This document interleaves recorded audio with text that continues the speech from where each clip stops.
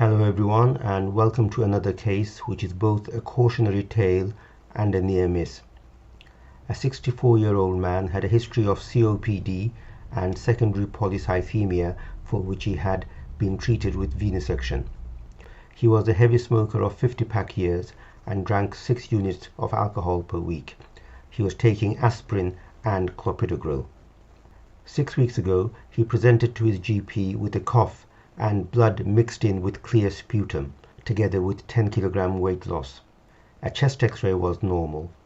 He was referred to the respiratory team via a 2-week wait pathway, and a CT scan of the thorax and abdomen was normal. He was reassured and discharged from the respiratory clinic. 2 weeks ago, he developed a hoarse voice and was referred to the ENT department, again via the 2-week wait pathway. Whilst waiting for an appointment, he was admitted to hospital with a 6-hour history of active haematemesis and haemoptysis. There was no melena. He was shocked on arrival with a tachycardia and a blood pressure of 68/43 millimeters of mercury. The hemoglobin was 101 grams per liter. His baseline was around 185. His urea was elevated at 7.2. The major hemorrhage protocol was activated and he was transfused 2 units of blood. The aspirin and clopidogrel were discontinued, and after hematological advice, 2 units of platelets were also transfused. The blood pressure improved to 98/60 and the post-transfusion hemoglobin was 76. A CTPA did not show evidence of a pulmonary embolus, and after discussion with the GI consultant of the day, an urgent upper GI endoscopy was performed approximately 5 hours after admission. The procedure was started by a colleague who found a stomach full of blood but no obvious source of bleeding. I was called into the endoscopy room and the scope was passed to me for a second opinion.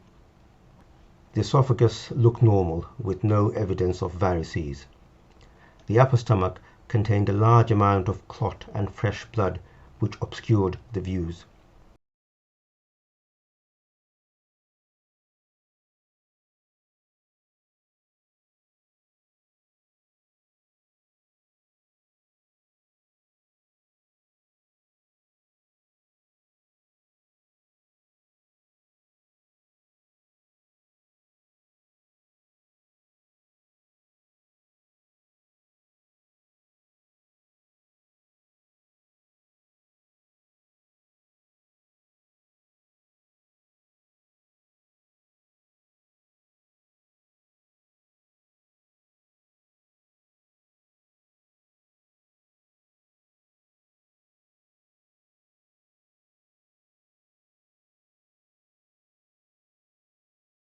The lower stomach looked normal, as did the duodenum down to the second part.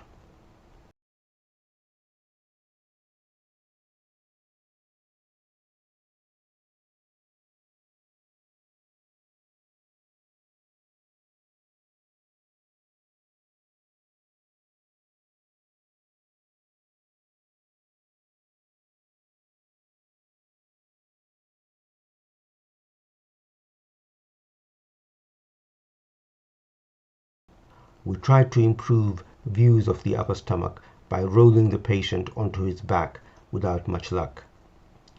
The possibility of a Dieulafoy lesion was suspected. I therefore spent quite a lot of time suctioning some of the clot from the upper stomach.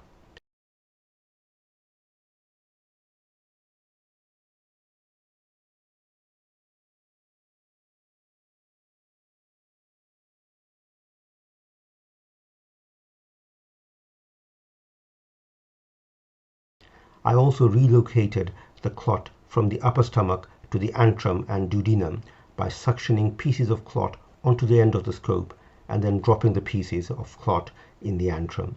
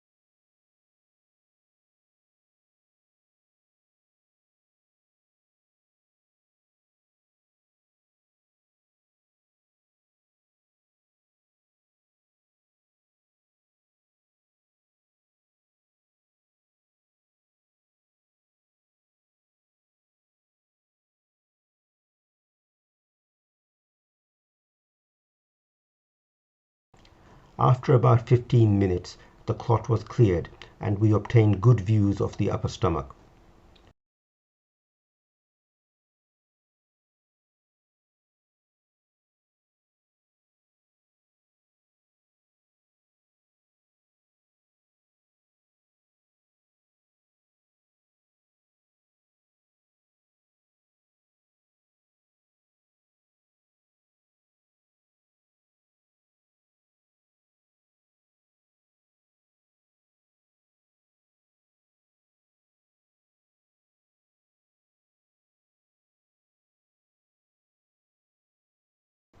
Despite a prolonged search, a source of bleeding was not found in the stomach.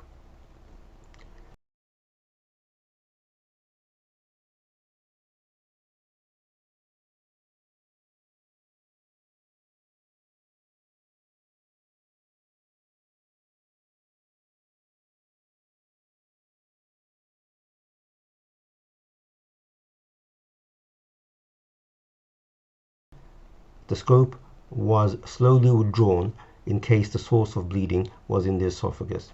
However, the esophagus looked pristine along its entire length.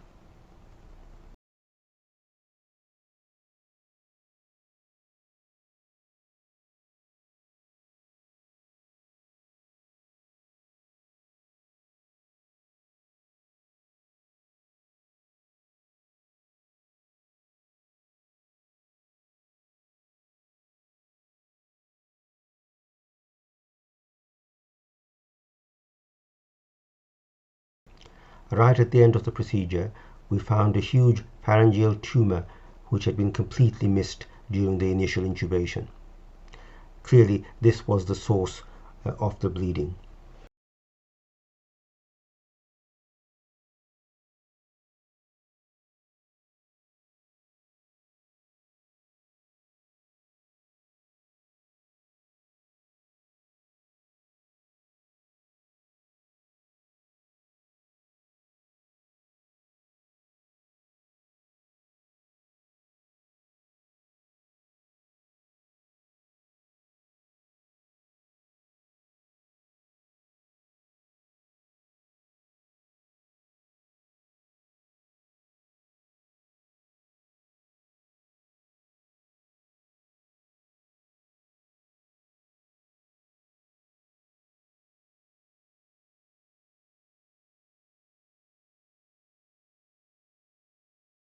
Biopsies were taken, and after the endoscopy, the patient was referred to the ENT department.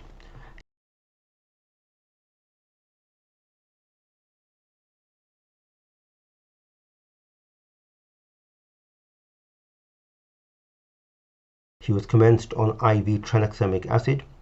A CT angiogram of the neck confirmed a left oropharyngeal tumor but no active bleeding.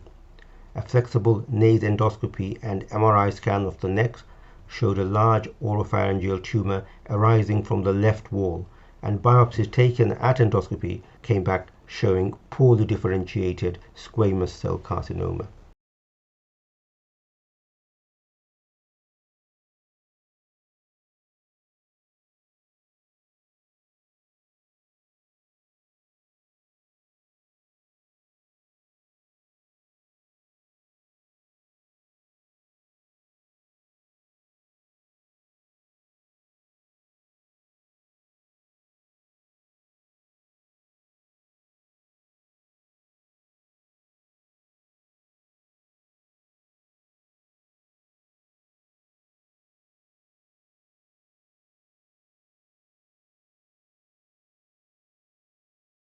The patient was discussed in the ENT-MDT meeting, and the tumor was staged at T4N0M0. A rig tube was inserted for feeding purposes, and the patient was referred to the oncology department for further management. I hope you enjoyed this presentation. See you in the next one. Bye for now.